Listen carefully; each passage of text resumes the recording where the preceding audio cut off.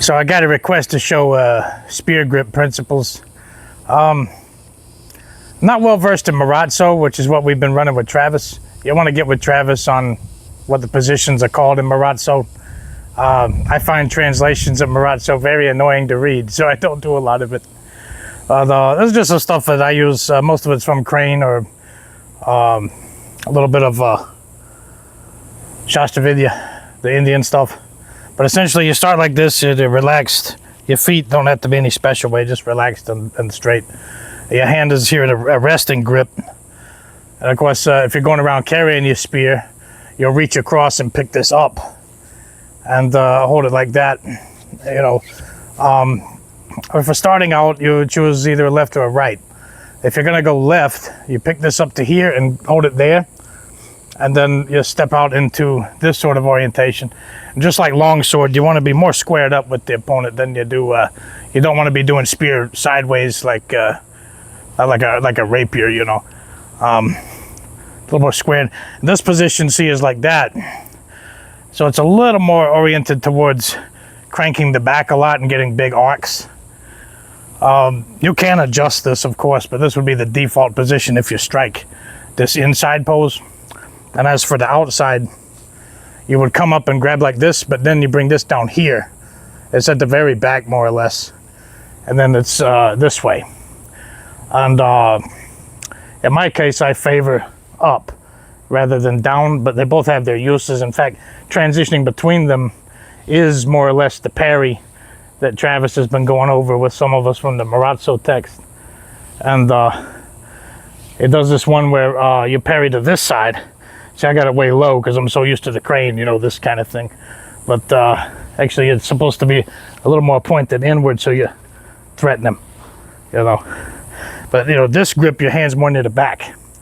This was good for thrusting with gathering the rear foot. I tend to gather the rear foot no matter what I'm using. They tend to fall short, so you just go again immediately, you know, boom, boom. Everybody in the club seems to complain about me gathering that foot except Jay, so I guess I'll keep doing it, huh? In any event, this is the more classic Lati, a long stick guard. I tend to use that. With spear, you know, you just keep it more forward. You want your point more threatening when you actually have a point.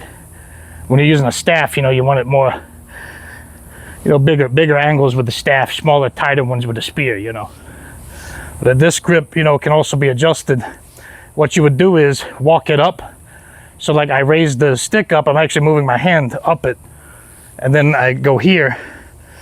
If I need some haft on this end, you know, to do something like clearing, which frankly, you never usually have much time to do that. If you try any kind of clearing with the butt against Jay, you're gonna get hit. It's very difficult to actually pull it off, but it is a thing.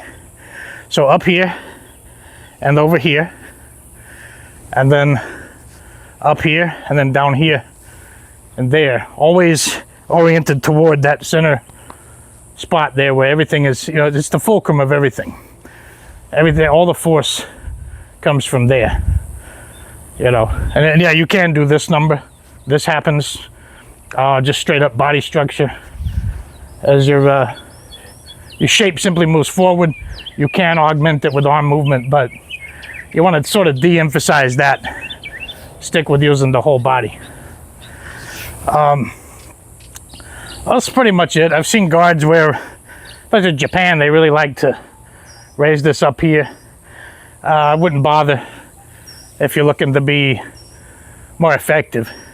The Japanese, I think, are worried too much about looking cool instead of getting things done.